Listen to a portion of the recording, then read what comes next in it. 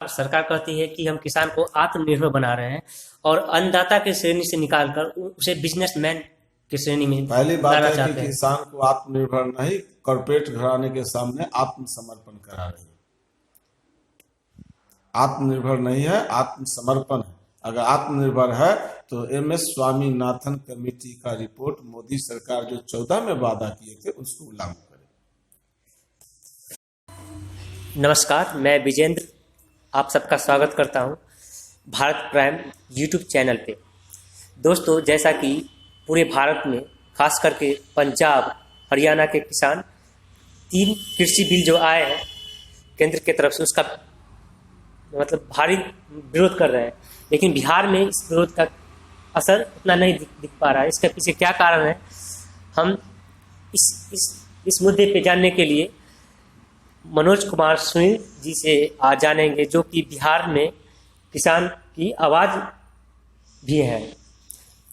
सबसे पहले तो मैं आपके चैनल के माध्यम से आप तमाम श्रोता भाइयों को इस बात के लिए धन्यवाद देते हैं कि आपने आज किसानों के मुद्दे उठाने का प्रयास किया।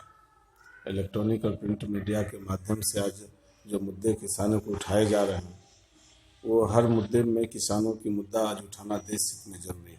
जहाँ तक आपका सवाल है कि पंजाब हरियाणा और उत्तर प्रदेश के किसान ही आंदोलन में क्यों हैं, ये पूरे तौर पे ये मीडिया का प्रायोजित ये अभियान है। पूरे देश का किसान है और जब पूरे देश के किसान आंदोलन में हैं तो कुछ किसान दिल्ली के बॉर्डर के इलाके बढ़ रहे हैं, तो किसान उनके समर्थन में अपने अपने गाँवों में, कस्बों में और अपने अपने शहरों में किसान आंदोलन के समर्थन में सरकार के खिलाफ आंदोलन में।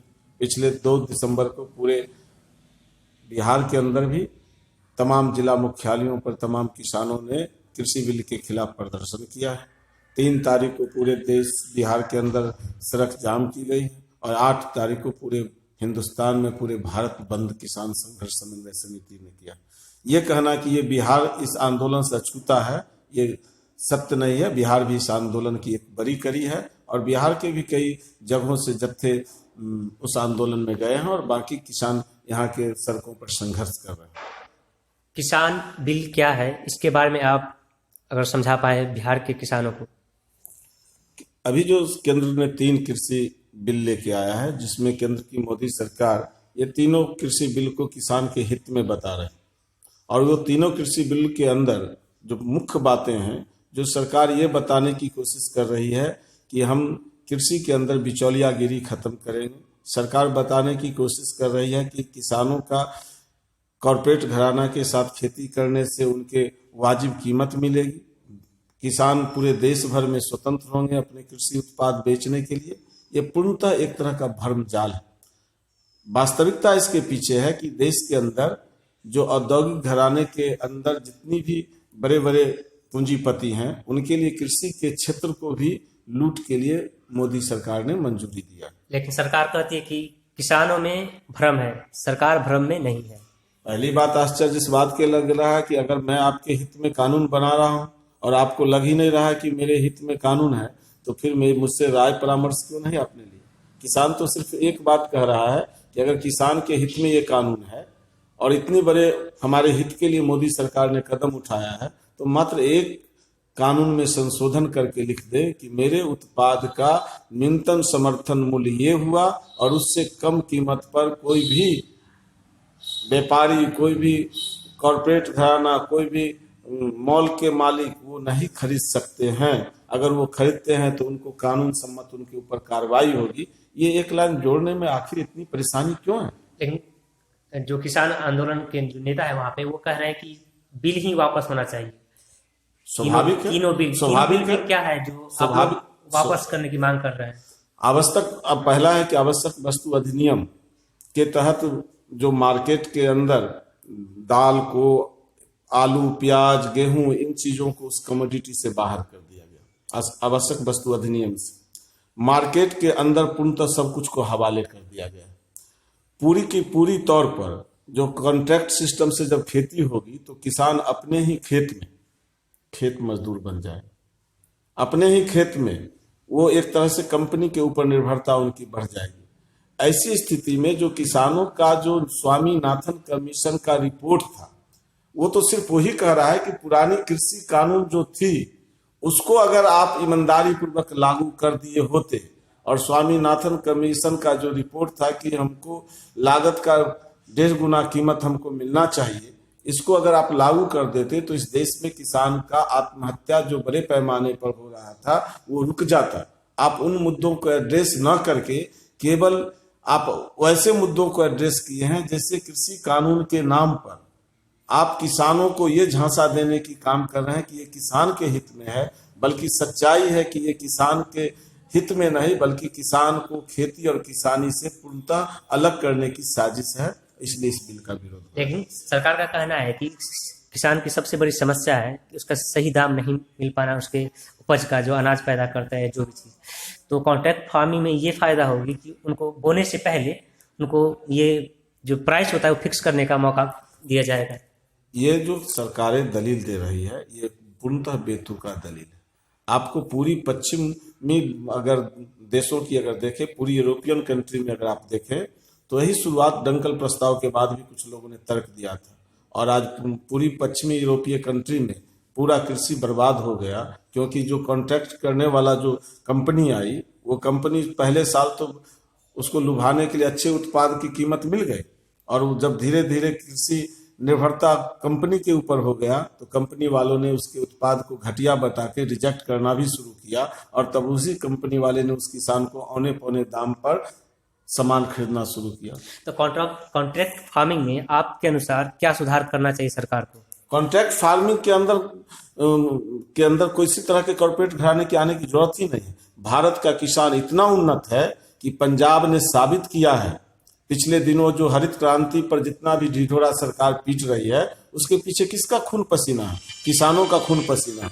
और उस किसानों की खून पसीना ने साबित किया कि पंजाब के अंदर जब कृषि के क्षेत्र में जब वहां का किसानों ने सरकार की उस समय काफी मदद किया तो किसान ने साबित किया कि अपने मेहनत के दम पर दुनिया के ऊपर खाद्यान्न से निर्भरता हटाकर भारत आत्मनिर्भर खाद्यान्न के क्षेत्र में बना। ये भारत के किसानों के मेहनत का फल है, इसलिए इसमें कोई कॉन्ट्रैक्ट खेती की जरूरत नहीं है।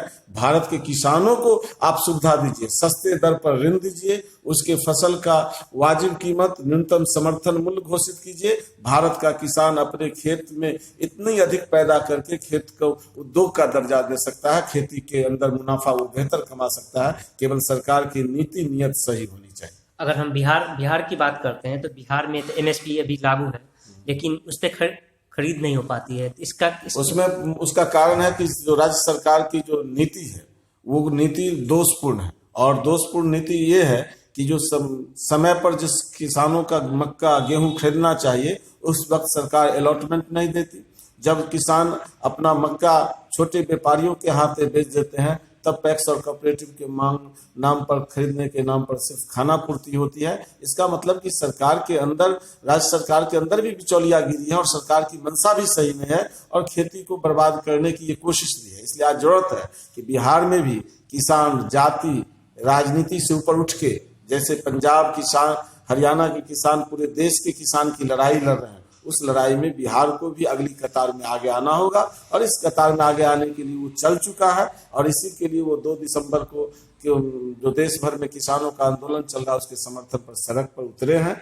8 तारीख को भारत बंद है, उसमें भी बिहार के किसान उतरेंगे। बिहार के किसान भी सरकार के इस तरह के भ्रम जाल को समझ रहा है और इस भ्रम जाल को उतार के खेती को बचाने के लिए, किसानी को बचाने के लिए सड़क पर उतरेंगे। बिहार में एपीएमसी एक्ट 2006 में समाप्त कर दिया गया, इसके पीछे क्या कारण रहा होगा? उसके पीछे भी वही कारण था। 2006 में जब नीतीश जी आए और उन्होंने कहा कि हम बिहार के थाली में, हर बिहारी के थाली में देश भर में बिहारी व्यंजन परोसा जाएगा, इंद्रधनुष क्रांति की उन्होंने बात कहा। लेकिन सच्चाई क्या था कि उस इंद्रधनुष क्रांति के नाम पर कुछ कृषि माफियाओं को फायदा पहुंचाना था। कृषि मंडी समाप्त करके जिस ढंग से उन्होंने कहा कि हम किसानों को हित साधेंगे, वो हित नहीं साधा, बल्कि कृषि मंडी समाप्त होने के बाद किसान और बिचौलिया के ऊपर निर्भर हो गया। अगर सरकार कोऑपरेटिव सिस्टम को मजबूत किए होता, सहकारिता के अंदर जिस ढंग का माफियागिरी है उसको खत्म किए हुए होता, और पैक्स के माध्यम से किसानों को सही समय पर उसके उत्पाद लिए होते तो आज किसान बिहार का भी राष्ट्रीय औसत के आधार पर इनकी भी आमदनी ज्यादा होती। इसमें किसान के साथ सरकार की भी लापरवाही और सरकार की लचर पचर राज्य सरकार की नीति भी एक प्रमुख कारण रहा है। इसके लिए किसान को लड़ना पड़ेगा। बिहार के किसान के जहां डाटा कहता है कि सालाना कमाई 38,000 रुपये है, वहीं पंजाब के किसान की सालाना कमाई लगभग 2.5 लाख रुपया है। इतना बड़ा अंतर क्यों है? इसका अंतर का कारण है कि पहले यहाँ पे छोटे छोटे जोतदार, चकबंदी बिहार में पूरी तरह लागू नहीं हुआ। पंजाब के अंदर चकबंदी लागू हुई, कृषि के अंदर कई एक तरह के वहां पर हरित क्रांति के बाद कई तरह की रियायतें मिली, कोऑपरेटिव सिस्टम उस राज्य सरकार की काफी मजबूत हुई। उन नीतियों को बिहार में भी सख्ती से लागू करने की जरूरत है। अगर बिहार सरकार वाकई में इन नीतियों की सख्ती से लागू करेगा तो बिहार के किसान भी काफी मेहनती हैं। छोटे जोतदारों को भी सरकारी सुविधाएं मिलनी चाहिए, बटाईदार किसान को भी वो सरकारी सुविधाएं मिलनी चाहिए, तो बिहार भी राष्ट्रीय औसत पर कृषि आय में पहुंच जाएगा। बिहार का की बात करते हैं तो मक्का जनवरी फरवरी में 2400 रुपये प्रति क्विंटल था, लेकिन जून में जब किसान के पास होती है तो 1200 में कोई खरीदने के लिए तैयार नहीं था। इसी सिस्टम को तो समझने के हमको और आपको और किसानों की जरूरत है। किसान के जब फसल जिस समय खेत से कट के उसके दरवाजे पे आता है, उस समय कोऑपरेटिव और सहकारिता जो सरकार के अंदर है वो पूर्णतः उदासीन रहता है, और कृषि के अंदर जो माफिया है वो सरकार से मिली भगत करके उस वक्त वो कोऑपरेटिव पूर्णतः सोया रहता है और सरकार भी अलॉटमेंट नहीं देती है। चूंकि किसान की हालत उतनी अच्छी नहीं होती, चूंकि अगली फसल के लिए और उसके बच्चे की पढ़ाई के लिए पैसा चाहिए, तो किसान औने पौने दाम पर अपने उत्पाद बेचने के लिए मजबूर होते हैं। और जब उसकी उत्पाद बिक जाती है और वो गोदामों में जब बड़े बड़े व्यापारियों के पास जमा हो जाता है, वहां से वो अभाव दिखाकर उसकी कीमतों को बढ़ाते हैं। अभी और नई कानून में तो और उसकी छूट दे दिया गया।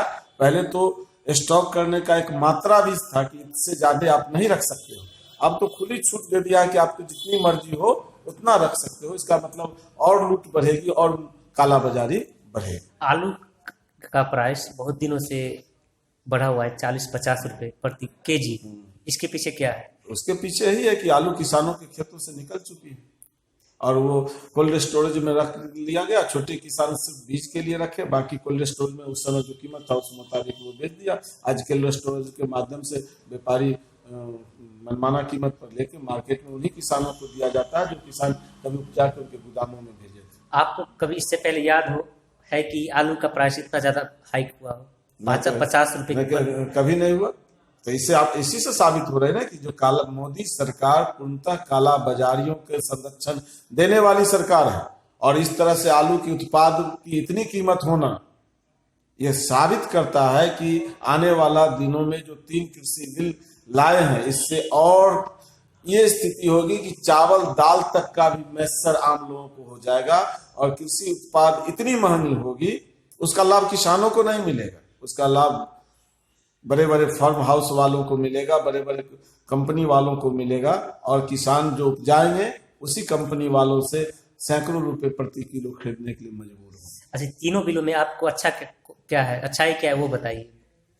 तीनों बिल में अच्छाई एक भी रहता तो भी तो बताते। अच्छाई तो पहले से कृषि के अंदर कई एक कानून है ही, उस कानून को हटा के आप बोल रहे हो कि जो सरकार कृषि उत्पाद को खरीदने के लिए खुली छूट दिया है, अच्छी बात। हम बोल रहे हैं कि आप केवल उसका न्यूनतम समर्थन मूल्य घोषित कर दो, आप वो करने के लिए तैयार नहीं हो। हम बोल रहे हैं कि जो किसान आत्महत्या कर रहा है इसको आप रोक दो। आप कैसे रोकोगे? तो किसानों को सस्ते दर पर ऋण दो, और उसके जो फसल उपजता है उसके 1.5 गुना वाजिब कीमत दो।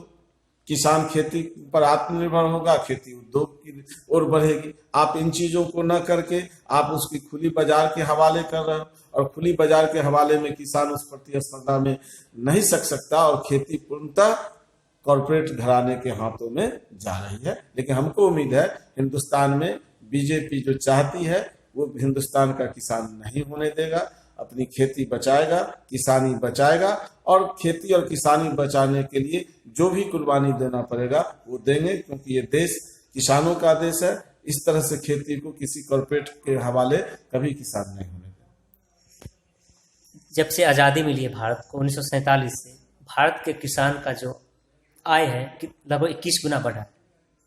उसके अगर पैरेलल में हम देखें, अगर कोई सरकारी कर्मचारी हो या शिक्षक हो, उसका लगभग या ये सांसद हो, विधायक हो, उसका विधायक सांसद का तो लगभग 1250% बढ़ गया है वेतन, जबकि किसान का 21% ही बढ़ा है। इसका सिर्फ 21 गुना है। सिर्फ और सिर्फ एक ही कारण है, किसान को विभिन्न टुकड़ों और समूहों में बांटा। शासक वर्ग की हमेशा ही नीति रही है कि किसान कभी किसान के मुद्दों पर संगठित न हो। नौकरी करने वाले किसी भी जाति धर्म के अगर शिक्षक हैं और अपनी रोजी रोटी के लिए एकजुट हो जाते हैं, सरकार के लिए खिलाफ वो आवाज उठाते हैं। किसान चूंकि पहले से ही काफी दबे कुचले हैं और उनको जातीय और राजनीतिक समूह में बांटकर उनके हक अधिकार को कमजोर किया जाता है। लेकिन खुशी की बात है कि जब से नई आर्थिक नीति 90 के दशक से आई है और कृषि के अंदर जब संकट लगातार बढ़ते जा रहा है, तो किसान इन चीजों को अब समझ भी रहे हैं। और इसीलिए तो पिछले दिनों दिल्ली से लेकर बड़ी बड़ी लड़ाइयां भी हो रही हैं। पिछले 70 साल के अंदर आपने देखा होगा कि इस बार इतनी लंबी लड़ाई तो कभी नहीं लड़ी गई। किसान धीरे धीरे सब चीजों को समझ रहे हैं और अपनी माया जाल से निकलकर वास्तविकता की दुनिया में वो आ चुके हैं और दोस्त और दुश्मन को अच्छी तरह से पहचान रहे हैं और इस तरह के कॉर्पोरेट खेल जो सरकारें खेल रही है उसके खिलाफ सड़कों पर उतर रही है। अब हम पार्टी की बात करेंगे, बीजेपी कांग्रेस। बीजेपी का विरोध बहुत होता है पर वो हर चुनाव जीतते जाती है, जबकि कांग्रेस का हर चुनाव अगर आप देखिए, अगर आप पीछे जा रहे हैं, इसके पीछे क्या रीजन है? बीजेपी हर चुनाव नहीं जीत रही है।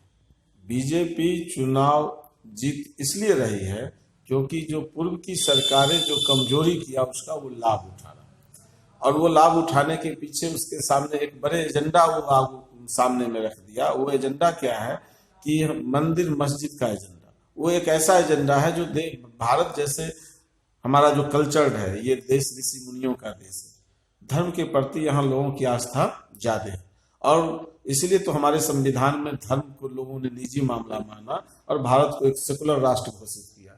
लेकिन उसी सेकुलर राष्ट्र को कंसेप्ट को कमजोर करके धर्म को राजनीति का मुद्दा बनाते हुए धर्म के नाम पर लोगों को हिंदुत्व के नाम पर मुस्लिम कट्टरता की बढ़ावा दिखाकर आप गोलबंद करना चाहते हो, जबकि सच्चाई है कि हिंदुत्व के अंदर जो हमारा रोजी रोटी छुआछूत के खिलाफ जो लड़ाई होनी चाहिए वो मुद्दे कमजोर हैं। मुद्दे हावी क्या है? मंदिर मस्जिद, भारत पाकिस्तान, और इस कमजोर कड़ी को आप पकड़कर भुनाना चाहते हैं। लेकिन धीरे धीरे और ये मुद्दा इसलिए भी आगे बढ़ा क्योंकि जो मूल मुद्दा था रोजी रोटी बेरोजगारी का, उसको समाधान करने में कांग्रेस भी कहीं ना कहीं विफल रहा है और इसी विफलता का लाभ बीजेपी को मिला है। लेकिन धीरे धीरे बीजेपी के इन तरह के जो सांप्रदायिक आधार पर जो ध्रुवीकरण करने की जो कोशिश कर रहे हैं, जो बेरोजगार नौजवान की जब संख्या बढ़ रही है तो मुद्दे को समझ भी रहे हैं और धीरे धीरे आप देखिए कि 19 के लोकसभा चुनाव के बाद जो भी राज्य सरकार की चुनाव हो रही है बीजेपी हार रही। मध्य प्रदेश हारा, राजस्थान हारा। आप बिहार का चुनाव आप देख लीजिए, बिहार का जनादेश क्या कहता है? बिहार का जनादेश कहता है कि जो मात्र 37.3% वोट एनडीए के पक्ष में जाता है और 37.2% वोट महागठबंधन के पक्ष में वोट जाता है और मात्र 12,000 वोट अगर इन टोटल पर वृद्धि हो जाता तो बिहार के अंदर 130 सीट पर महागठबंधन होता। और उसमें भी कई एक तरह के आरोप हैं। कुछ ऐसे भी सीट हैं जहां पर 10, 20, 100, 200 वोट से हराए भी गए हैं। इसमें कहीं ना कहीं चुनाव आयोग के ऊपर भी सवालिया निशान है और जिसके लिए विपक्ष मांग भी कर रहा है। तो आप अगर गौर करके देखें तो एनडीए को 2019 के चुनाव के बाद जो भी चुनावें हो रही है उसमें उसको विफलता ही मिल रही है। नीतीश कुमार के बारे में क्या कहेंगे? लगभग 20 साल अगर ये टर्म पूरा कर लेते तो बिहार के मुख्यमंत्री हो रहेंगे। चलिए 20 साल पूरा कर लेते हैं, उनको नीतीश जी को बहुत बहुत बधाई। लेकिन इस बार वो मुख्यमंत्री जो कभी वो कहे थे कि ई गवर्नेंस लाएंगे, सुशासन की हमारी सरकार होगी, इनके चेहरे ये सिर्फ मुखौटा है, इनका असली चेहरा इनके पीछे आरएसएस है और इस मुखौटा का उपयोग करके अत्यंत पिछड़ा महादलित को दिग्भ्रमित करने के लिए बीजेपी ने इनका इस्तेमाल किया है। और जब दिग्भ्रमित करके बीजेपी अगर इस एजेंडा पर सफल हो जाता है तो नीतीश जी ऐसे फेंके जाएंगे जैसे दूध से मक्खी फेंका जाता है, वैसे बीजेपी इनको फेंक देगा। शराबबंदी करके सरकार ने अच्छा कार्य किया, लेकिन क्या शराब बंद है बिहार में? पूर्णतः फेल है। शराबबंदी के नाम पर ये सरकार एक तरह से शराबबंदी के जो लोग इसमें शामिल थे उनके लिए अंदरूनी छूट मिल गई, और बिहार सरकार का प्रशासन पूर्णतः विफल है और घर तक इसकी होम डिलीवरी हो रही है। और सरकार के स्तर तक सब लोग जानते हैं कि इस नाम पर बिहार में सबसे बड़ा काला बाजार का मार्केट शराब पर चल रहा है। इससे तो बिहार सरकार को नुकसान ही है ना, लगभग 33,000 बिहार सरकार को नुकसान है, लेकिन बिहार सरकार के जो अमले जमले जो उनके सिपह सलाहकार लोग हैं उनकी आय बहुत बढ़ती हो रही है। तो इस बिहार में इस पे आंदोलन क्यों नहीं हो पा रहा? बिहार में इस पर आंदोलन तभी तो होगा ना, बिहार में इस पर तभी तो आंदोलन होगा जब सरकार इस पर आप सख्ती करोगे। बिहार सरकार का मंशा ही है या सरकार शासक वर्ग की नीति है कि जब जापान में लोग अफीम पी के सोए रहते थे तो सरकार के खिलाफ क्या वो लड़ सकते हैं? बिहार में भी अफीम पिलाया जा रहा है। किस ढंग का अफीम? सत्ता जाति का अफीम, धर्म का अफीम। और हम जाति और धर्म के अफीम पी के जब मस्त रहेंगे तो हम अपने मुद्दे रोजी रोटी बेरोजगारी के मुद्दे से बहुत पीछे हटेंगे। तो सरकार को सरकारी स्तर पर इसका मुहिम नहीं चल सकता।